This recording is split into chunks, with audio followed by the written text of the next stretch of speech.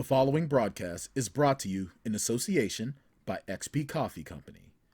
XP Coffee Company is the fresh brewed coffee made for gamers by gamers. Get amazing flavors like Choco Loco in 8, 12, or 16-ounce bags, or level up and get Illusion, Isolation, Nightmare, or the Majestic Throne blends in light, medium, or dark roast in whole bean, coarse French press, drip, or fine espresso in 12-ounce, 16-ounce, or 2-pound bags. Wow! Shipping worldwide. If you're in the US, go to usa.xpcoffee.co. If you're in Europe or in the UK, go to www.xpcoffee.co. XP Coffee Company, for gamers, by gamers. What's going on, Tanimals? It's another week. That means a brand new edition of the Tanndemonium Sports Show is here. And, well, not live because we pre-record this. I'm your host, Bryan Tan, and with me, as always, the almost severed leg to my Alex Smith, Jackson Law. Oh. I said almost. Yeah. Oh, that's just that injury was just, oh my. that was gruesome. That was gruesome. That was gruesome. It's that made what happened to Joe Theismann look like a sprained ankle. Yeah, and not just that. That's probably one of the grossest injuries I've ever seen. The grossest injury I've ever seen live. I forget his name, but it was the kid from Louisville who, in the NCAA tournament, his bone was sticking out of his leg. Ooh. It is. I saw it happen live. I almost fainted. It was gross, and it was all people could talk about at school the next day. People were sharing the pictures, and we're all like, "Oh!" You remember Livingston used to play for the Clippers when his knee just obliterated after that fast break layup, and his knee just decided, I'm not going to do this anymore. Yeah, I also watched Gordon Hayward's injury live, where it zoomed in on him and his ankle was turned the complete opposite way. And you see like everybody on the Cavs bench just like faints and starts trying to run away because it's literally turned the opposite way. And he's just standing there looking at it, and they quickly can't change the camera. Dak Prescott's injury was nasty too. I didn't see it live. I saw the replay of it. I saw the replay. You know what? You know who else's injury was pretty gruesome to see? When Cap Rooney got taken out by the Minnesota Americans in the 2000 season of the Miami Sharks. Yep. Hey, I haven't made a movie reference on the show in a few weeks, so I was due. Well, you're overdue. You're overdue. You got to do a couple of them now just to catch up. What? So that way the averages match up. Yeah, I agree. With that being said, the 2005 number 1 overall pick and the 2020 comeback player of the year, Alex Smith, has announced his retirement from the NFL this week. He basically said, he feels like he has plenty of snaps left in him, but he's looking forward to spending time with his family. And 16 years in the NFL, especially where no one, he could have died, dude. For real. What more? He has nothing else to prove at this point. No, he has nothing else to prove. And Alex Smith's career is extremely weird because when you take the injury out of the equation, he never lived up to being the number 1 overall pick, which that was a terrible draft class anyway. Okay. The 05 draft class was about for quarterbacks it was very underwhelming in a lot of ways. There has been a lot of very underwhelming and terrible QB classes in the past. And this was definitely one of them. I'm trying to think. I can't remember off the top of my head who else was in that draft, but no one really good. It wasn't really until, what was it? I think it was 06. The 06 or 07 draft was the one that had Rivers, Eli, and Big Ben in it, I want to say. Believe 06 or maybe it may have been 04. Maybe it was 04. Well, here's the thing. So I'm looking at it here. The top 10 of the 05 draft class was Alex Smith, number 1. Ronnie Brown to the Dolphins, number 2. Braylon Edwards to the Browns, number 3. Cedric Benson to the Bears, number 4. Cadillac Williams to the Bucks, number 5. Adam Pac-Man Jones to the Titans at 6. Troy Williamson to the Vikings. Froze. What did I miss? Where did you lose me? You're back. You're back. You're back. All right. So where did I leave off? Just start over again because I just heard Alex Smith, #1 overall pick, and then you froze. Yeah, he went to the Niners. Number 2 was Ronnie Brown to your Dolphins. 3 was Braylon Edwards to the Browns. 4, Cedric Benson to the Bears. Cadillac Williams, number 5, to the Bucks. I still remember the huge debate between who should you take, Cadillac Williams or Cedric Benson. Pac-Man Jones to the Titans for 6. Troy Williamson to the Vikings, 7. Entree Roll, number 8, to the Cards. Carlos Rogers to the Washington football team at 9. And Mike Williams to the Lions at 10. The only player that I remember that was anyone of note of that top 10 was Pac-Man. Everyone else just sort of like washed out or were just like that's a terrible top 10. That is the worst top 10. And then you get but then you get DeMarcus Ware at 11, Sean Merriman at 12. It's like redeeming qualities. It gets better, yeah, because I mean DeMarcus Ware, DeMarcus Ware had a good career. He's not terrible. Yeah. But I mean, so Smith, he never lived up to the hype. He gets booted out of San Fran once Kaepernick rolls into town. Goes to Kansas City and then gets booted from Kansas City once Mahomes rolls into town, and then he goes to Washington, and then of course his leg snaps in half, and then we get to the point where it is truly amazing what he did, and so and he'll always be remembered for that injury. And I think people forget that he is a former #1 overall pick. But he wasn't terrible. He wasn't a terrible quarterback. He was just #1 overall worthy. He's a career transition quarterback. That's literally all he ever was. And the thing is, now the only great players in this first round, the whole 32 picks, in my opinion, you got Aaron Rodgers at 24, and then you got Heath Miller at 30 to the Steelers. And then maybe you can throw in Roddy White, because Roddy White went 27 to the Falcons. Okay, it was 2004. Yeah, I thought I was too far ahead in time. 2004 was the draft with Eli, Big Ben, and Phillip Rivers. Oh, and Logan Mankins rounded it out. But Logan Mankins was, I mean, he won. I mean, Logan Mankins won. Man, so many childhood Madden names being mentioned right now. I know, right? Like, I know this is 100% off topic, but I just can't get over the fact that the Dolphins selected Ronnie Brown at number 2. Man, that was a bad pick. They could have had Aaron Rodgers. There's a lot of team that could have had Aaron Rodgers. Honestly, I bet you if he would have still been there, the Steelers might have taken him if he'd have still been there. Listen, the Dolphins always make terrible. In the past, they have made terrible draft choices. Now their GM now. He does a pretty good job. And he's drafted well. It's just that so far so good. Yeah. Yeah, so far so good. Yeah. You know, speaking of drafts, can I just say that you and I did a really good job per your Madden sim. We did a good job drafting last week. Oh yeah. It was, we did well. I think we're ready to be GMs. I think we're ready to take. I think we are. I think we can take our respective teams to the next level. I agree. And for the next 15 to 16 years, you know, it's Miami and Pittsburgh in the AFC Championship, and it's just whoever has the better day that day is the one that moves on. I see that happening. And I'm all for it. I'll take it. Yeah. The Madden thing is always fun to do. I know we're getting completely off topic here from Alex Smith, but you know what? It's been a terrible week for sports in a lot of ways. It has. We got to scrape that barrel. We got to scrape that barrel tonight, and I think that's probably why we're recording the show 2 days late. Yeah. Well, that and my that COVID. When are you getting your second vaccine? I get mine on next Wednesday. Is it the Moderna? It is the Moderna. Make sure the dreaded Moderna. Make sure you have Tylenol and Imodium. Mm-hmm. Tylenol and Imodium are your best friends. You know what? I know.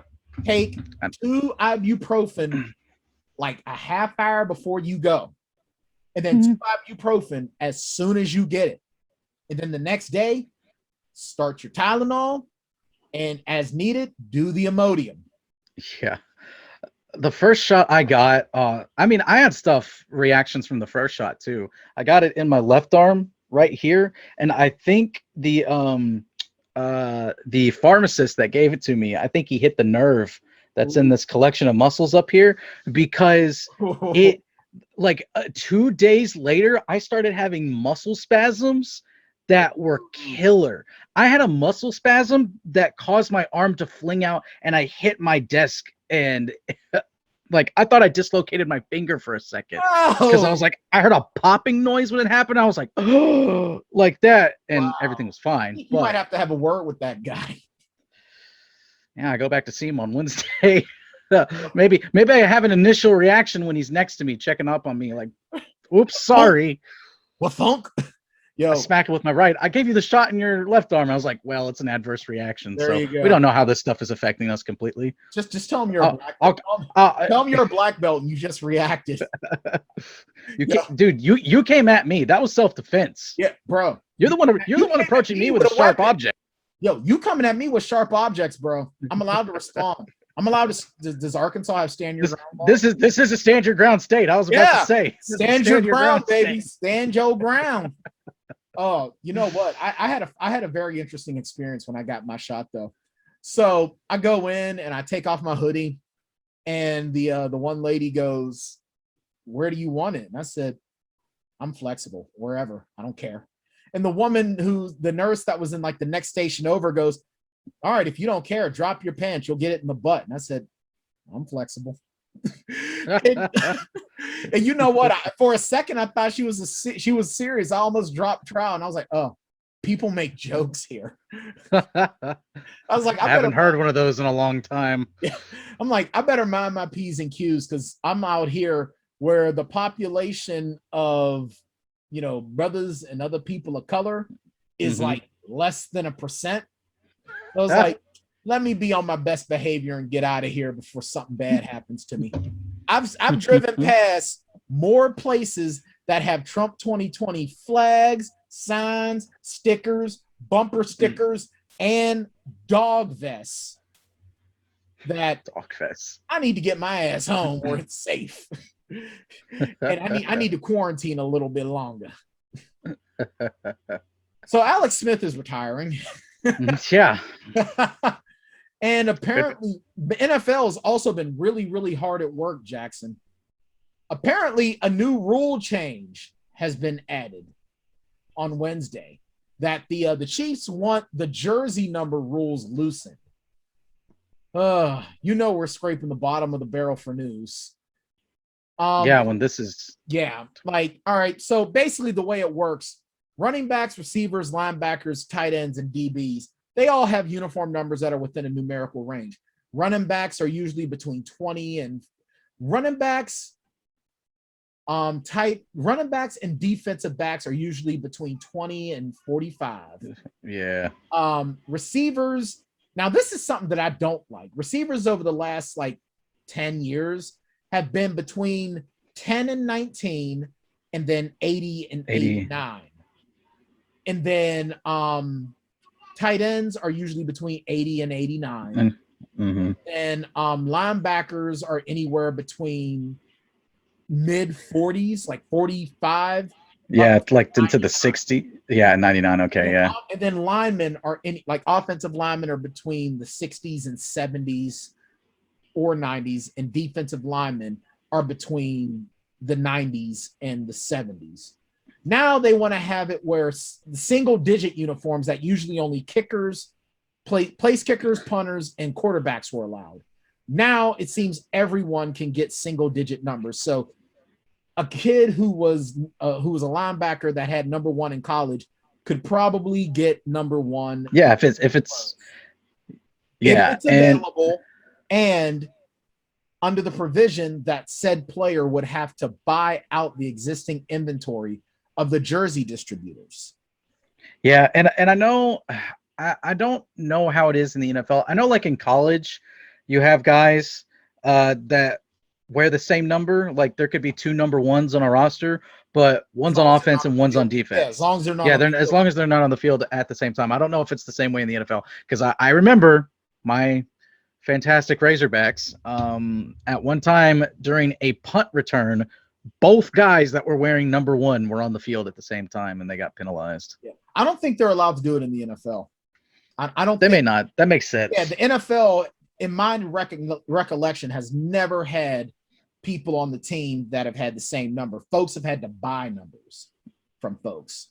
Yeah. So no, like honestly, why does this matter? It really doesn't. I think it's a lot more for just it's more for branding and marketing.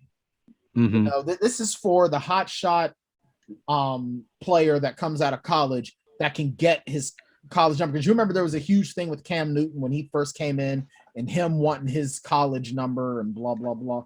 I mean, honestly, it's stupid. Like, I don't even like the fact that receivers are wearing numbers in the teens.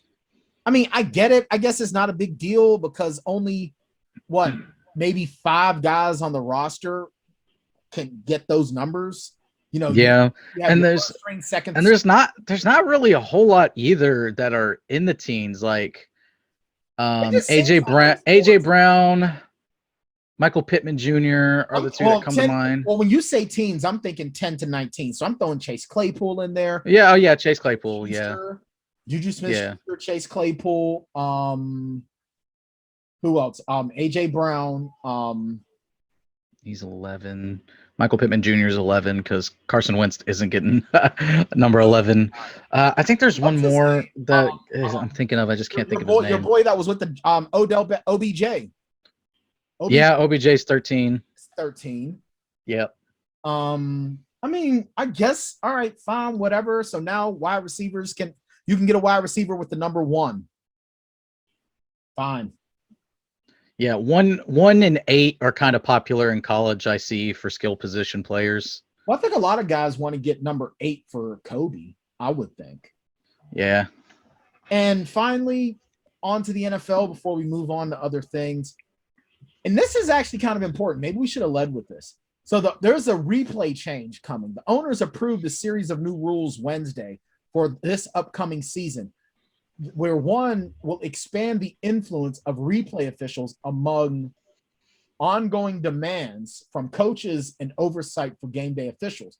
Basically, Gene Steratore is probably going to have a lot more influence on what happens on the field, is the way I'm seeing it. Basically, replay officials aren't going to be able to throw the flags or reverse calls. That's not what it is. What it will be is that they can give the referees advice on what they're seeing from their perspective. Now, I want your perspective on this, Jackson. I want your take on this, Jackson. When I say, if you're in the booth, you've got all these different camera angles, field angle, broadcast angle, all of that. So basically, you're going to slow up the game for another person to be in the head referee's ear to make the final call. But if they've already got this stuff, why wouldn't you just work more on training the referees to make the right call than doing that's I agree with you 100%. It's slowing the game down on something that's already been slowing the game down. Like I'm cool with it if it's like the final 2 minutes of the fourth quarter and it's the divisional or like the AFC or NFC championship or the Super Bowl. Critical moment that is the difference between someone moving on in the playoffs, someone winning a championship, and someone not winning a championship. I get that. That's fine. That is a time where it's like you have to get it right. But if it's Jaguars and Bengals, who cares? Jaguars and Bengals, week 3 in the second quarter with 10 minutes left in the half. I don't need to sit there for 5 minutes to see if it's going to be second or third down because of a catch where the man's toe might or might not have clipped the grass in bounds, his second foot. I don't need to see that. Either make the call and leave it up to the referee. Either he makes the call and he calls it a catch, or he doesn't call it a catch, and don't touch it unless the head coach throws a red flag. Then obviously, yes. I agree. And honestly, I think that the blowback on, because there's a lot of the times, and we're right up against it. So I'm gonna be real quick on this. So how about this? I'm gonna say this, Jackson, and then I want your opinion when we come back. Okay. I think that the repercussions on a challenge that isn't good, I think it should be more than just a timeout loss. Because here's the thing: sometimes coaches, sometimes they'll throw the flag, and it's like, why would you even challenge that? Like, what's the point? I want your take on that when we come right back here on the Tanndemonium Sports Show. Hey, listen, are you guys really, really, really into fantasy sports, but you don't want to deal with all the crap that comes with a fantasy team week after week? Our friends at Symbol got you covered. Check out this quick break here and find out exactly how Symbol can help you get your gambling kick without dealing with all the hassle. It's Tanndemonium Sports Show here on Vendetta Sports Media. We'll be right back. The following is brought to you in partnership by Symbol. Symbol is a new sports marketplace where you can trade shares of professional teams like stocks. You love sports. You interested in fantasy sports without the weekly annoyance of fantasy league upkeep? Then Symbol's the app for you. With Symbol, fantasy sports is going to a whole other level. How it works is simple. You buy Symbol shares for your favorite sim teams on the app. When your sim team wins, you get automatic cash deposits, and you don't lose any money when they lose. That's it. So if you follow trends across football, basketball, and baseball, and you think your team is a sleeper, simply invest in your favorite sim teams on Symbol and watch your virtual portfolio prove you right or wrong. And if you want to get in on the action right away, Vendetta Sports Media's got you covered. Go to symbol.app/Vendetta and use our exclusive promo code Vendetta, and you'll get a $10 bonus when making your first deposit. Symbol, taking fantasy sports to a whole other level. We're back on the Tanndemonium Sports Show here on Vendetta Sports Media Networks.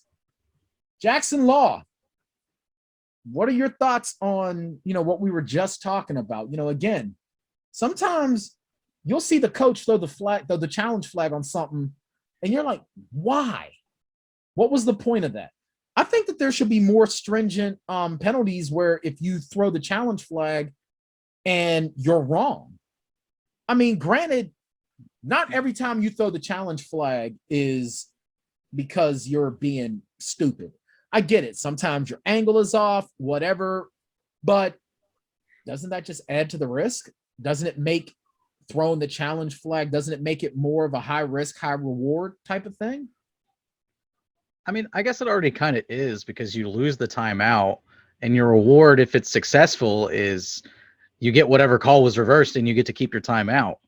Right. But I just don't know. I'm being mean is what you're saying. Maybe just a tad bit. I'm kind of being okay.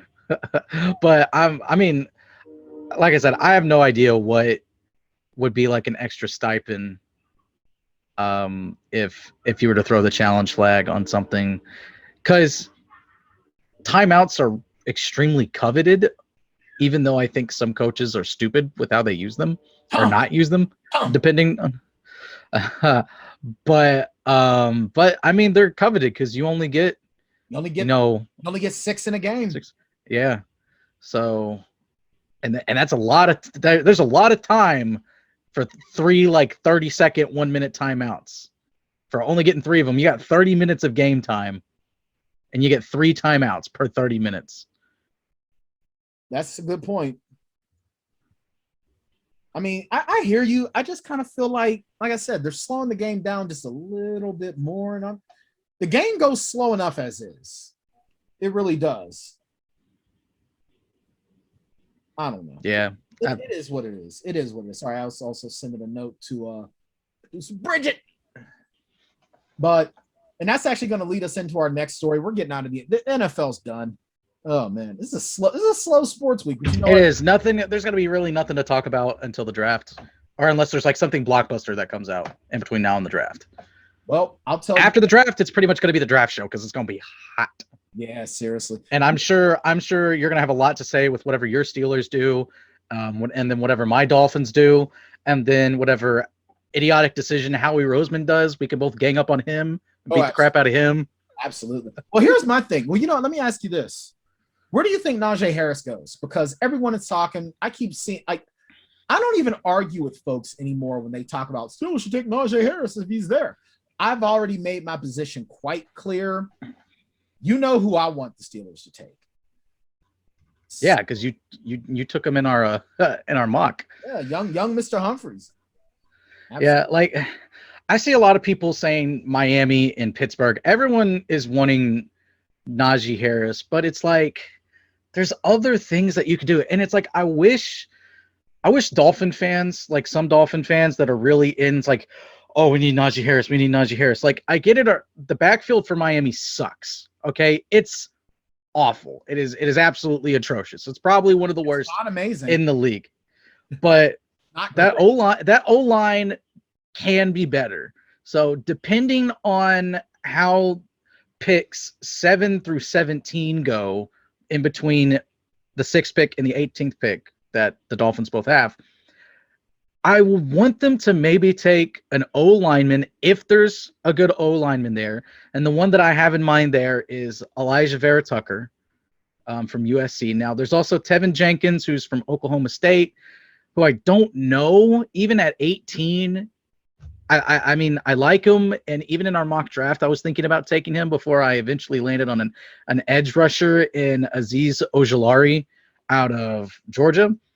But I've been hearing like some rumors and stuff that Micah Parsons may fall. Micah Parsons, a linebacker from Penn State, he opted out of last season. So it's been a while since he's actually played. So part of me kind of thinks that if he falls to 18, I think he would be a great pickup. I saw one today where they took, let me see if I can find his name real quick. Yeah, Rashad Bateman, who's a wide receiver out of Minnesota. So it was like the Dolphins, like even stacking more and buying more into skill positions. But that mock draft also had Miami getting Kyle Pitts, and I think Kyle Pitts is going to go to Atlanta unless someone jumps up to 4 to get a quarterback, or unless Jerry Jones sells the farm to get Kyle Pitts, which even though as transcending Kyle Pitts is, the Cowboys need help on defense so bad. I think it's stupid and idiotic to give up a bunch of picks because like in the next 2 seasons, their cap situation is going to be awful and they're going to lose a lot of their skill position players because of it. Oh yeah. But Najee Harris, I think will fall.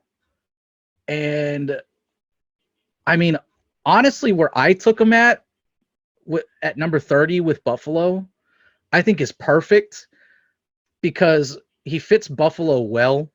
It's a need for Buffalo, and it's not like extremely high in the first round to the point where you can, like, if you draft him at 30, you can easily justify taking a running back at 30th in the first round if he's as skilled as Najee Harris is. The only other person that I could see where he kind of has good value and could use a running back is maybe Jacksonville at 25, but even Jacksonville has a bunch of holes that they got to fill on both sides of the ball. So they could literally go anywhere else. And I don't know if going quarterback and running back, 2 rookies, would necessarily be a good thing. It may, but if Najee Harris doesn't go 30, then I think he probably ends up going 32 to the Buccaneers, which is just the rich getting richer. And if he falls out of the first round, then he's going to be probably picks 1 through 3 in the second round. He's early second round. And it's like for all the Miami fans that think that they should take them, there's really 4 great running backs in this draft where you've got Najee Harris, you got the kid out of Clemson, whose name I always forget, and then you've got the 2-headed monsters that are from North Carolina, where both running backs rushed for over 1,000 yards and double-digit touchdowns this season. And I would honestly, I would be great with either 4 of those guys, and one of them will be there at 36. So there's no need to take Najee Harris. Najee Harris may be like 1A, but 1B and 1C I would be happy with as well. I hear you. So moving on to the NBA. This is actually kind of surprising. Dwyane Wade has bought an ownership stake in the Utah Jazz. If you want to check out this article from, it's up there on Vendettasportsmedia.com. Nick Apria wrote an article on this. Dwyane Wade, the longtime Miami Heat superstar guard, who didn't really need LeBron and Chris Bosh to win a title because he had done it himself early on in his career with Shaq, but they showed up and he got a few more rings. Good for him. Yeah. He has joined majority owner and team governor Ryan Smith today as one of the leading guys of the Utah Jazz organization. He's one of a few former NBA players who have ownership stakes in teams. And this includes Shaq with the Kings, Grant Hill with the Hawks, and Michael Jordan with the Hornets. Of course, Michael Jordan at first he had ownership stake in the Wizards, got rid of it, bought into the Charlotte Bobcats, and then they became the Hornets again after. Yeah, now he's like the head honcho of. I think he's the majority leader. Majority leader. Yeah, he's the owner. Guy. Yeah, he's the guy. So, Dwyane Wade had this to say. Unfortunately, people in my community don't get this opportunity, and I do not take it lightly to have this opportunity. To make real change, this is where you have to be, at the top. And Ryan Smith knows that. I'm thankful for him, and I know, too, that I bring a lot to this partnership outside of just my basketball knowledge and skills. Wade further went on to tell ESPN, we're not running away from the racial and social and LGBTQ conversations. I'm committed to doing the work. I talk about the LGBTQ community, which everyone knows is important to me. My daughter is a part of that community. End quote. Now, for those that don't know, Dwyane Wade does have a transgender daughter. He and Gabrielle Union have been very, very, very outspoken of their support of their child and their child's choices. I, for one, salute them for being, open-minded parents. And hey, you love your child no matter what. You let your child make their own decisions in that regard, period. Now, the story goes that Dwyane Wade and Ryan Smith met on the golf course in California in 2019, right after Wade had retired from the NBA. Now, a lot of folks were wondering, as I was, well, why not buy into some stake into the Miami Heat? You retired from there. You've been there your entire career. What the hell? Well, apparently he was offered an ownership position with the Heat right after he retired, but he wasn't ready to commit to it at that time. This is back in 2019. So Mickey Arison, the owner of the Heat, basically said, he's disappointed that he didn't reconsider, but, quote, wish him all the luck and success with the Jazz. But to me, Dwayne will always be a Heat lifer. And Dwyane Wade said in response to that, the respect I have for that organization, meaning the Heat, will not go anywhere. I love the love that I have for the Heat fans. That goes nowhere. But this is about the next phase of my life as an investor, a businessman, and entrepreneur. For me, this is an opportunity to grow. So, Jackson Law, what do you think about Dwyane Wade is now a majority among the majority owners of the Utah Jazz? I mean, hey, good for him. This is something that's going to happen a lot. You're going to see a lot of former players, whether it be them as individuals because they have that high of star power, or a collective group of them put up a bid and buy a team as part of an ownership group, because they're obviously lucrative business opportunities. Because especially the NBA is just absolutely exploding. Even a small franchise like my Memphis Grizzlies are still worth over $1 billion. Like, that's their value. So to buy them means you have to probably get close to the $2 billion range in buying them, because you buy them at value and then plus whatever the excess that the owner agrees to, because of course he wants to make money and it has to be lucrative enough for him to walk away from the business. I guess I understand, and this is all speculation on my end, about why he didn't take part in the ownership group with Miami, even though he is a Miami legend. He's beloved in Miami, and I think that kind of plays into the part of it, because you don't want to have this great reputation with a team, and then you walk into ownership and you make a couple bad decisions and you screw it up. You know, like Michael Jordan is the greatest basketball player of all time. Sucked in the front office. Could not draft. Couldn't get good players. Kwame Brown, really? Bonafide scrub.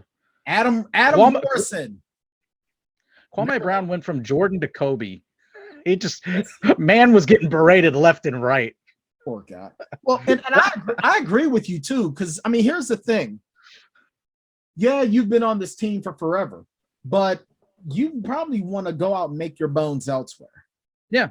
And I think that's part of it too, is like, this is going to be his thing, you know, like he's forging his own path. Cause like Shaq played for a bunch of teams in the NBA, but he's a partial owner of the Kings. Right.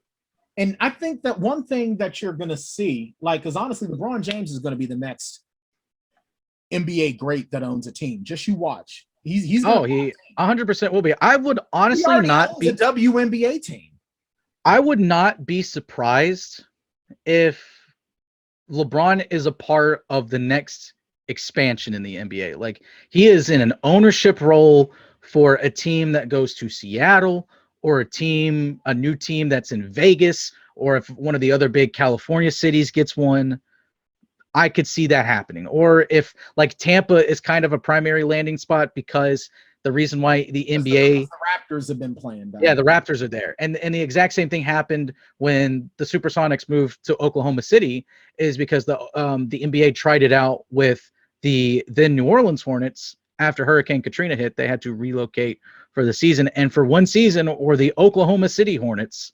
And they did so well that they put an NBA franchise there. Right. You literally took one of the most historic franchises from a much bigger city and moved it to Oklahoma City, Oklahoma, because the fan base was such a good fan base there. Right. And one thing that I'm seeing, and I'm actually happy to see it, it's happening in the NBA. It's not so much happening in the NFL yet.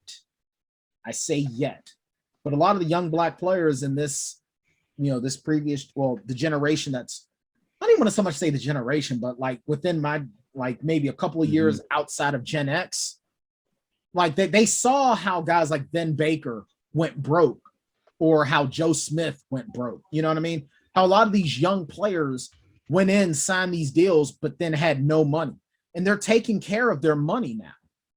And now they want to be owners. This entrepreneurship is really sweeping through with these young players. And I mean, you even look at it, it started in the hip hop game, where, guys would come up in hip hop and then they decided, I'm going to do my own thing.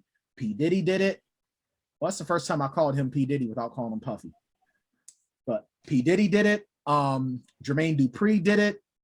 Jay-Z did it. Dr. Dre did it. Dr. Dre was the first rapper to become a billionaire because of his beats. Yeah. Michael Bivins from New Edition did it before a lot of these guys. And he's a guy that doesn't get anywhere near the credit that he deserves for it. Mm-hmm. But you're seeing these guys, they're becoming big deals in music industry. And now you're seeing players starting to do the same thing in the NBA. I think it's amazing. I'm totally happy to see it. I think that it's just going to do nothing but good things. It's going to be just another bit of positivity for these young up and comers as well. All right. Go ahead. Final thoughts before we. Final thoughts. I was just going to say, I think you're going to see that happening more in the NBA than you would the NFL, specifically NBA players eventually becoming owners, because there's more money, guaranteed money in the NBA than there is the NFL. It's like over Patrick Mahomes' next 10-year career of the contract he signed, he's still getting over $100 million, but that's not as much as what LeBron's going to be making in 4 years from all of his deals, not just his actual contract, but also his, I think you're frozen again, Brian. Son of a, really? Come on. Well, the thing is though, can you hear me? Are you? Yeah, I can hear you now. Well, and the thing is, to piggyback on what you're saying though, it's also a lot easier because the NFL is still a bunch of old white dudes that have this. Yeah, and they're not selling.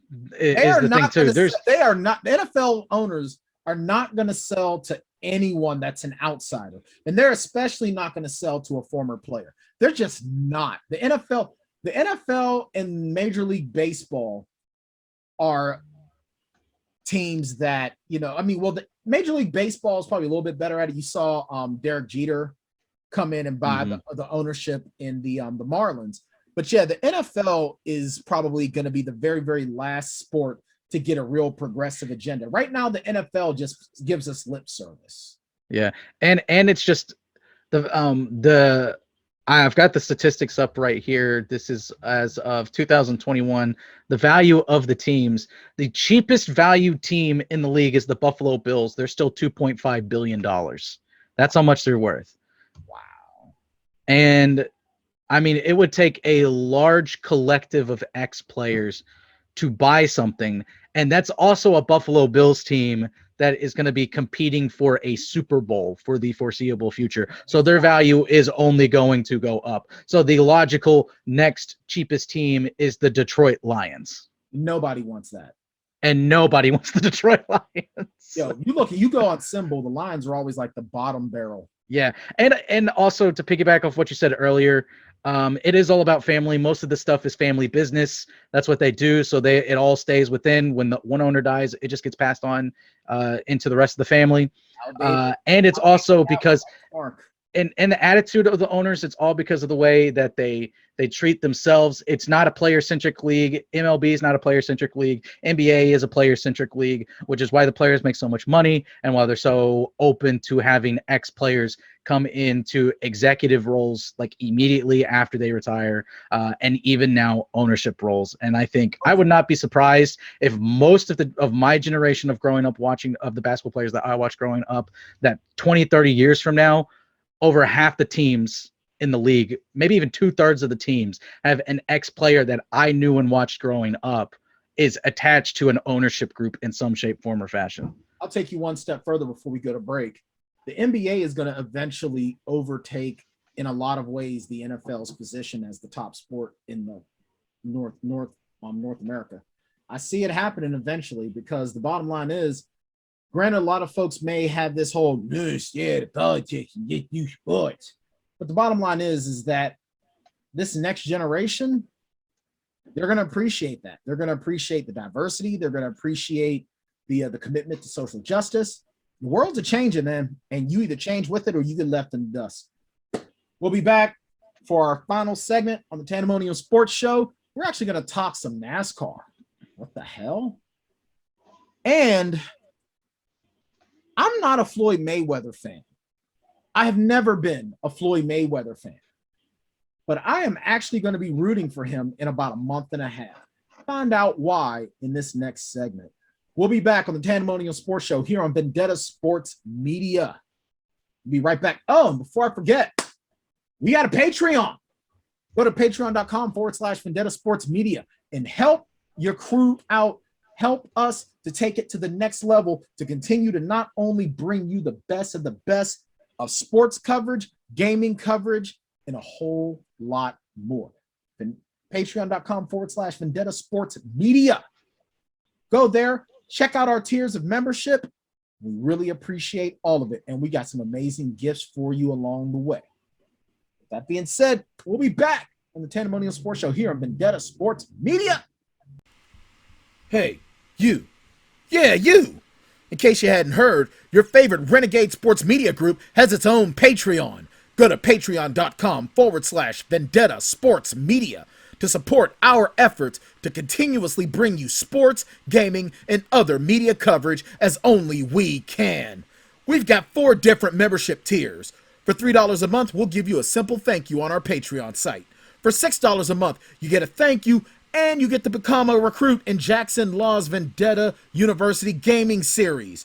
For $10 a month, you get everything from the previous tiers, a special thank you at the end of our videos, free access to our upcoming Discord chat, and a free koozie after 4 months. And then the big dog, $50 a month, gets you everything from the previous tiers, as well as opportunities for Fantasy League invites, stream gaming, possible invites to mock NFL and NBA draft sessions, a once-a-month Google Hangout, and after 4 months, a free t-shirt. Yeah!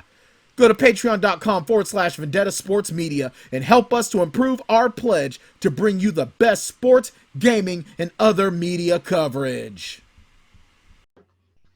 All right, guys, we're back on the final segment of the Tanndemonium Sports Show. Make sure you guys check us out. I already said it before. Go to patreon.com/Vendetta Sports Media. Help us.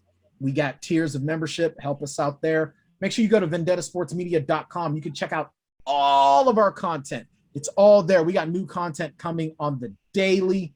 It's happening. Matter of fact, we just had our mock draft show last week where we just did the first round. Jackson and I did amazing. We absolutely did. Killed it. Slayed it. We killed it. We slayed it. Go to vendettasportsmedia.com. See Future Hall of Famers all around. Absolutely. Check out who drafted who and for what reason. Check out Jackson's article and see how we did in the Madden simulation. We did bomb as hell, to be honest. And then while you're at it, go to symbol.app/Vendetta. And if you have not gone there before, you have not established an account there before, when you go to do so, use our promo code Vendetta. Get an extra $10 to you. Now, we're not talking any symbol today. We're actually going to talk symbol with our homeboy Cameron. Was it 2 weeks after? I think so. After the draft. Yeah. But let's get back to it. J Law, this will probably be one of the only times that we talk NASCAR. But the Indianapolis Motor Speedway is going to host up to 135,000 fans this year for the Indy 500. Now, there's a lot to go through with this. Basically, they're feeling like their basic feeling is that, more than 16,000 people have been vaccinated over the April, and there's 96,000 doses of vaccine in Indiana that they're looking to be rolling out there. And they're really hoping that the vaccine will help start adding to the herd immunity of COVID-19. I mean, a mask is going to be required and it will be enforced unless the attendees are eating and drinking. So it's not just opening up the doors and letting folks in. But Jackson Law, I mean, I still kind of think we need to wait on this. I do. Yeah, I mean, I get it though. I'm as tired of the whole thing as the next person is. I'm trying to do what I can, get vaccinated, still wear a mask when I go to the store and everything. Bro, I've been double masking for a year. I'm still gonna be double masking. I don't care. Now, granted, next week now here's the thing. One thing I will say to you guys, and this is for you too, Jackson. Bridget, you got the Moderna. Did you get the Moderna or the Pfizer? Bridget, what'd you get? I got the Pfizer. All right, so Pfizer. So the Pfizer, after your second dose, after a week, you're supposed to be fully protected. For those of us who take the Moderna vaccine, it's 2 weeks after your second dosage that you're protected. Keep in mind, though, and there's still some people that are peddling out false information. It don't mean that you can't be a carrier. It means that the shit ain't gonna kill you. You get COVID and it's basically you got the flu, is the way I understand it.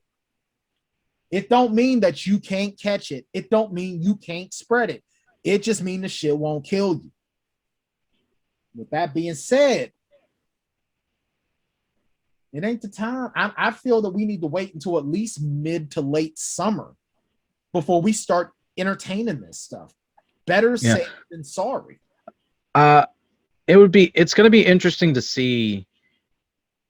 And I just haven't looked up the data about it, but the Texas Rangers were operating at 100% capacity opening day. Well, because they're in Texas. And I know they're in Texas. But I would like to I want to see like true actual data from a third party. You're not I know I'm not. I'm never going to be satisfied with that. Here's the thing, and I don't want to make this a political thing, but let's be honest here. There's one particular political side of the spectrum that wanted to play this out, that it was just a flu, and that it wasn't a big deal and we could just go on with our lives. Them motherfuckers started dying. And it got real. And then they didn't want to hear the science. Folks died more. These cats, you're not going to get that. You're going to get this mindset that strokes the ego of what I'm going to start referring to as toxic patriotism. There's nothing wrong with loving the country you live in. Nothing wrong with that. But when you try to use your love of country as a way to disrespect, spread hate, spread discontent, and marginalize people, now you're a toxic piece of shit. And I don't care what anyone thinks. I don't care what YouTube says. I don't care what any other talking head says. It's just a fact. And folks are using fear and lies and other bullshit to sow toxic patriotism.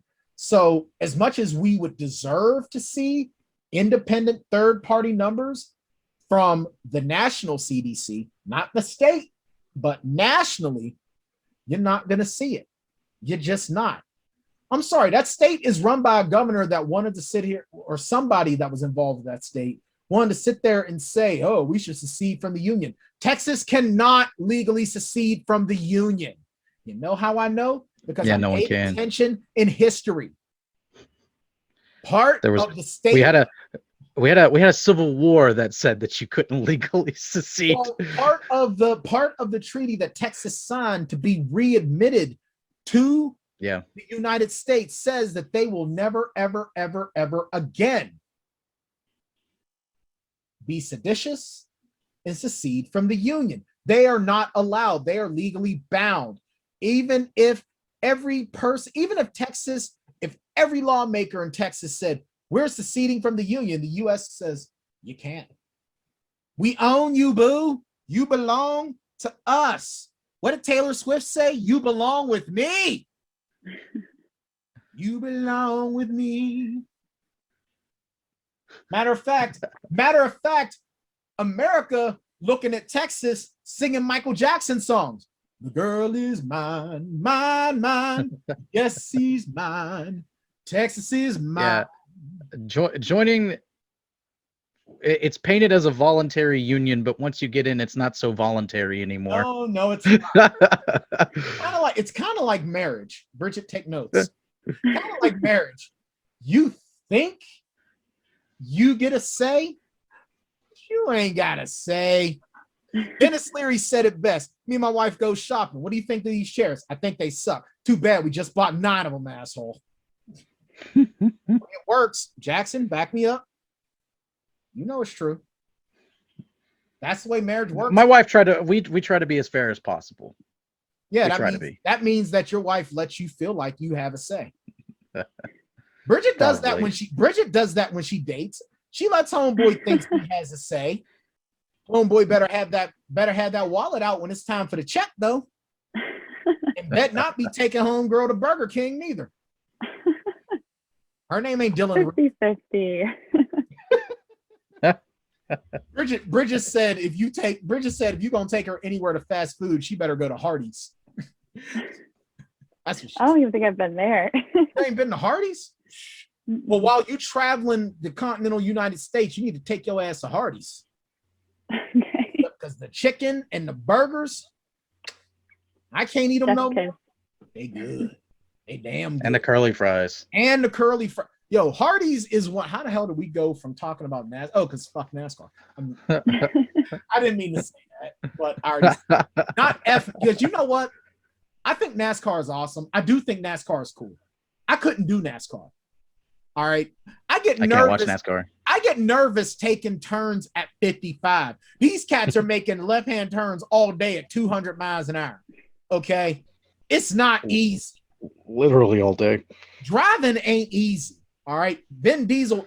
Don't let Vin Diesel and the Fast and Furious folks fool you. That ain't easy. But Hardee's is Hardee's, yo. Hardee's is Hardee's. I miss Hardee's. I miss Hardee's. Anyway, let's move on to something else. Matter of fact, I feel sneaky right now. I got Bridget to come on. Come on. She wasn't going to come on. Bridget has to come on next week. I guess we'll let the cat out of the bag. We're losing producer Bridget. Producer Bridget's getting ready to. She's about to graduate high school. She's graduating college. She's gonna sow her royal oats, and she's driving the country. She's like, I'm young, I'm mingling, and I've got the vaccine. So next week is our last week with Bridget. So we're going to have her on for a full segment saying goodbye. And yeah, so, all right. I'm sneaky as hell. I got Bridget to come on for a portion of the segment. I get her for a last segment and a half. I love it.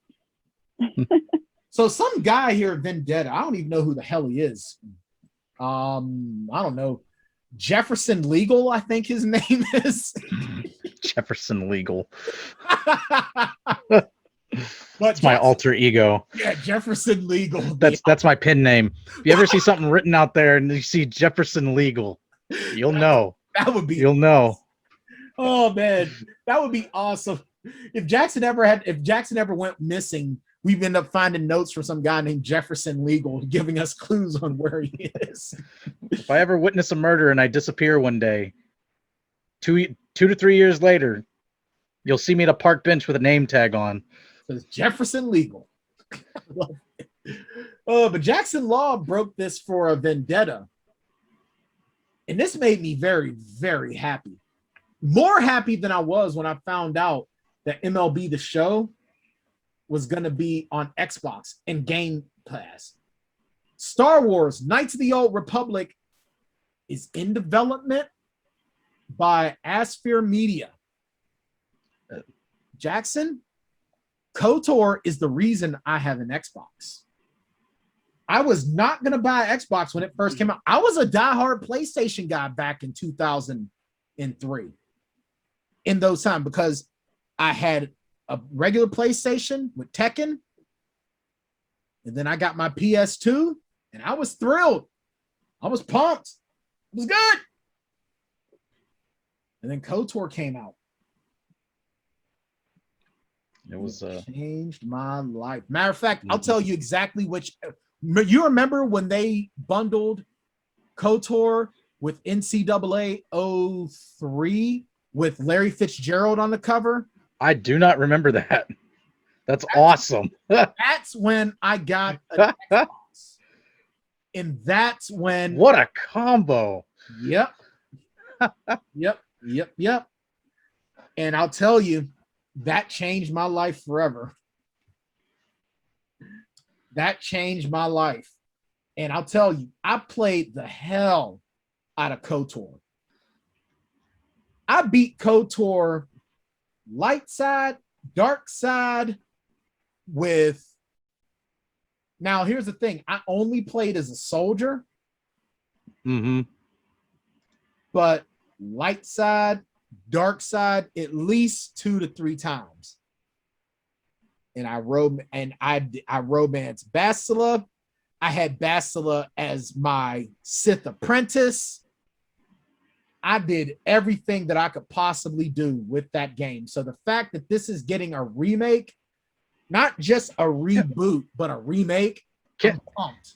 Can you allow me to share my screen for 1 minute, please? Do you want to know how happy I am? Absolutely. Let me see. I just want to show you. I just want to show you something. Let me pull you up here. Because I will give you a visual representation. Bridget, I can't. How happy? How do I? Bridget, you do it. Oh, here we go. I got it. Okay. Yeah, hold on a second. Let me bring this up. Help. Bridget, help. Bring this up over here. Bridget, I'm stalling the show. All right. You ready for this? I'm ready. You ready for this? You see this right here? I see that. Wow. You see that? I see that. Yeah. Okay. You know what's crazy is That's how. I've got KOTOR. I still have the original disc of KOTOR and KOTOR 2 The Sith Lords. I have the original Xbox discs. And as soon as Xbox One allowed it, I had them in there. And I have KOTOR. I have KOTOR on Steam, and I don't even play Steam. But I have it on there anyway. 350 hours. That's amazing. That's many years. I've had the Steam account for like, oh my gosh, like 10 years, I think. And that's one of the earliest games I had was KOTOR. I don't know exactly when I bought it, but I've obviously played the crap out of it. And I played the crap out of Knights of the Old Republic 2 also. Knights of the Old Republic 2. And so there's more information that came out about it today. All right. And this yeah, okay. And so like the remake that is gonna be, it's not necessarily like a 1-for-1 remastered, okay? And the key is in the word remake. It's not a remastered, it's a remake.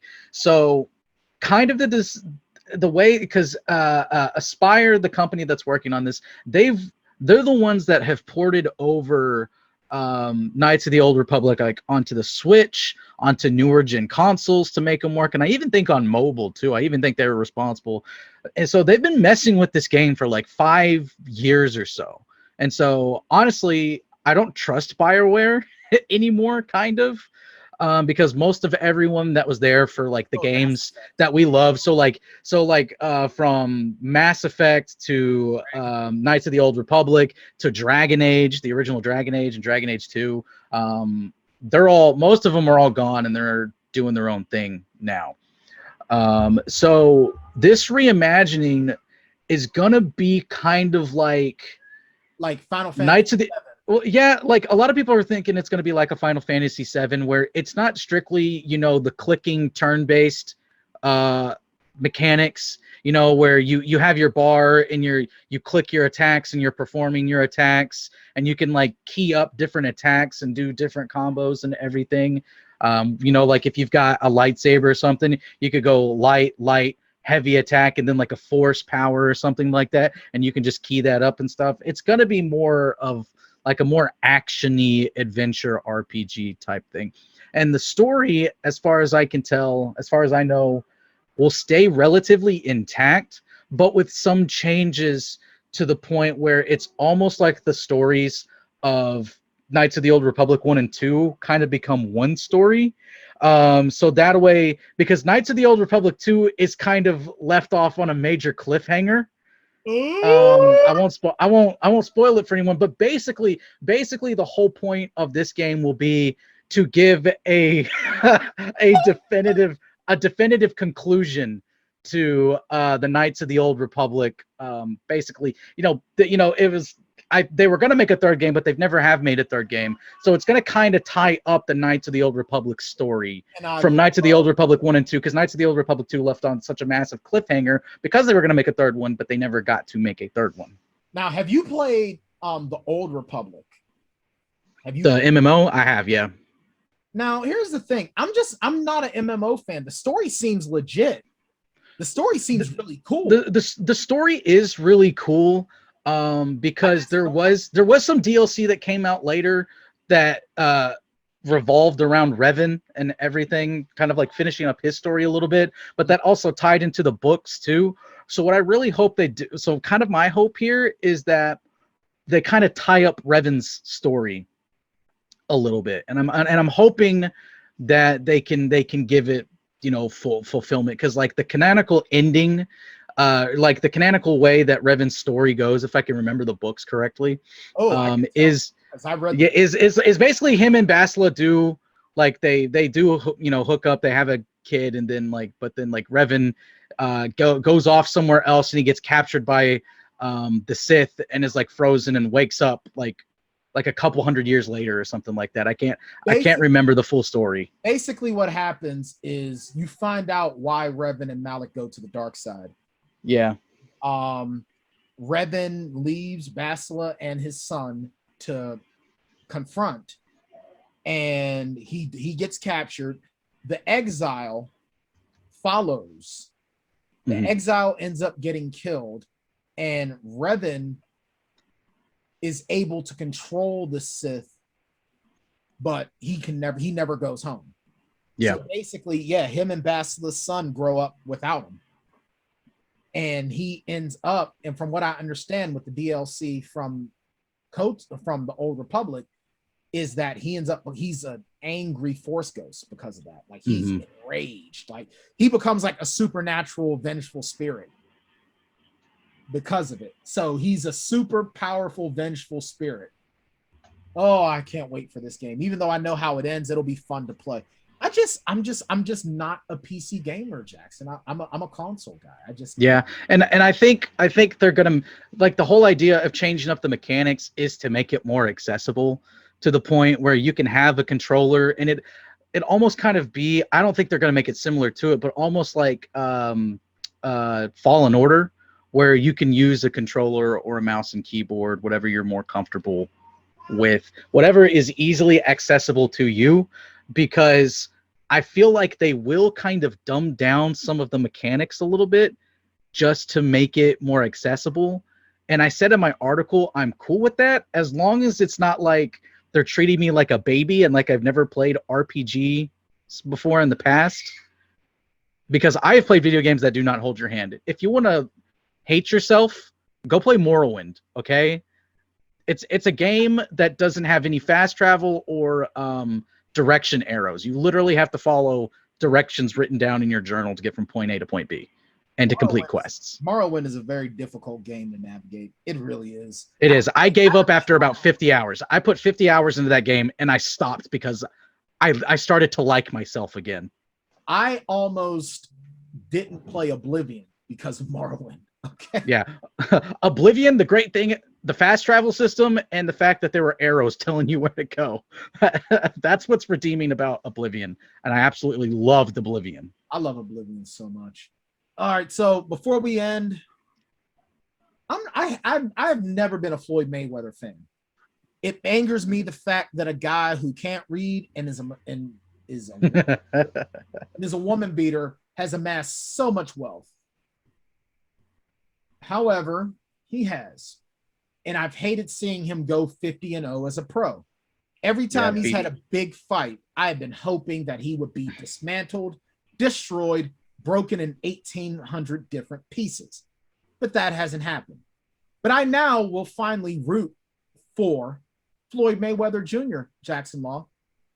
Because Pretty Boy Floyd is going to be fighting Logan Paul June 5th on Showtime. I'm not a fan of Logan Paul. I'm not a fan of his brother Douchebag Paul. His father, Sir Douchebag Paul. Yeah, I'm not a fan of Sir Douchebag Paul. I am not a fan. Yeah, and okay, so I was kind of hinting at this before we started the show, and it's that I talked to Anthony about this on our Toast Time podcast, and we're recording this much later in the week than what we normally do, so I ended up recording Toast Time before Tanndemonium. Usually I'm talking to Anthony about stuff that we talked about. I'll say, I said this to Bryan on Tanndemonium, but now I get to do the reversal. And it's that I have never cared for the way Mayweather fought. I've watched quite a few Mayweather fights because I too, and the people that I watched fights with, we don't like Mayweather because we are classic boxing fans. And what do I mean by classic boxing fans? Literally two dudes that walk into the ring and only one of them's walking out on his own. That's the type of boxing, because it's not only entertaining, but I feel like, and I'll like Floyd, what his thing was is he went 50-0 and he only had like a handful of knockouts. And yeah, knockouts are sexy, but Mayweather, the way that he fought was very finesse. Like it's punches and then create distance. It's getting close, few punches and and counter punching. So, and I said, he's a great fighter, but I'll never consider him the greatest because he beat Rocky Marciano's record. But you look at the 49 wins that Rocky Marciano had, about 43 of them were knockouts. When Rocky Marciano entered the ring, only Rocky Marciano was going to make it out on his own 2 feet, on his own will. And I mean, I like those fights better because they are more entertaining, and I feel like you get to see the warrior come out in the two fighters more when they're not dancing around each other, even though that is part of the sport of boxing. At some point you want to see the Titans clash. We wouldn't be talking about Holyfield and Tyson if they just danced around each other all the time. No, you're not wrong. Well, see, and here's my thing. You know, I'm a martial artist. I've also boxed. I've done MMA. A lot of the philosophy when it comes to fighting, boxing especially, it's not about hitting. Any fool can hit. It's about being able to hit your opponent and not get hit. Floyd was really, really good at laying the shots and not getting hit. I think that Floyd knew that he knows that his game wasn't to stand toe to toe. So yeah, it was points with strengths. And I'm okay with that. I'm cool with that. I think it's just, you know, Ray Leonard could fight defensive, but he could make an exciting fight. I think I think that Floyd's personality is why I dislike it so much, because everything that I want to say against Floyd's fighting style, my rational brain goes, but you know what? It's smart because he's not getting bashed up. And, I admit it's smart. I just still hate it. I mean, I get it. And it's just like, but me as someone who's fought and has had his bell rung and whatnot, if I had a 10th of Floyd's defensive fighting capability, I'd use it all the time. But I would also try to end fights too. I would try to end people like Ray Leonard did. Julio Cesar Chavez did. Hagler did. I mean, hell, Tyson in his early days was a very defensive fighter and was a counterpuncher, and he could just end you. But honestly, I would love to see Floyd Mayweather box Logan Paul's head off, make Logan Paul look stupid by slipping and moving, and just laying him out. I'd be all for it. Now, Logan Paul could outweigh Mayweather by as much as 30 pounds, because Mayweather, I guess it's in the contract, Mayweather can't weigh more than 160 and Paul can't weigh more than 190. Now, this shows Mayweather's confidence, but see, I don't always like mismatches like this by weight, because 30 pounds is a lot. Yeah.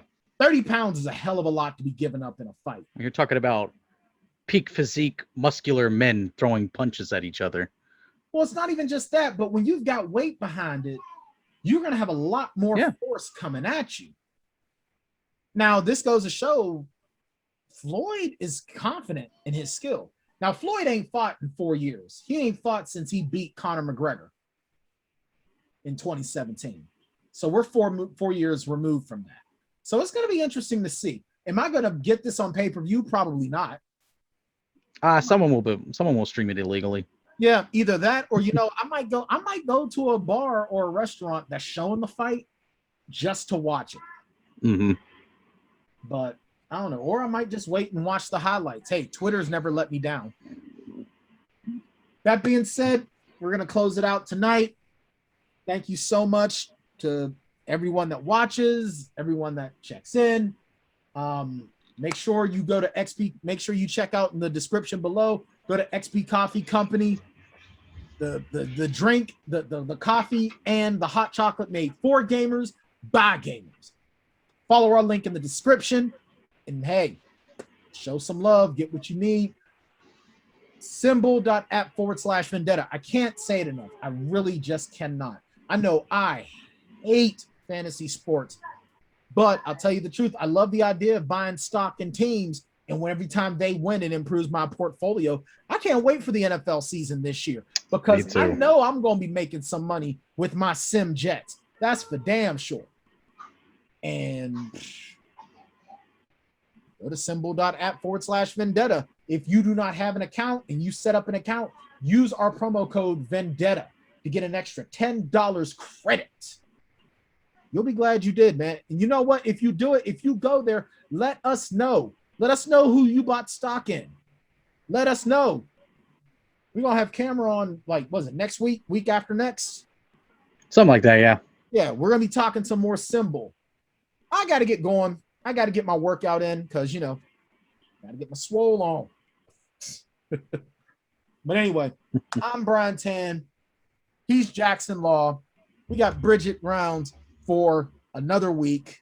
One more round. One more round for 12 rounds. We'll see you guys next week. Take care. And here's hoping next week has some better sports stories going on. Otherwise, you know what? We'll just talk about how we've been doing in MLB The Show.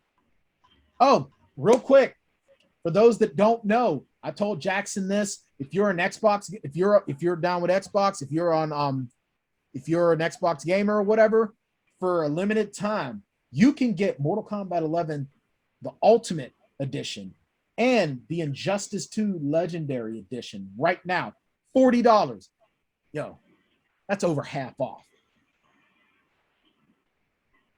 I'm just saying, you're welcome. So cool. Tune in next week. See you then.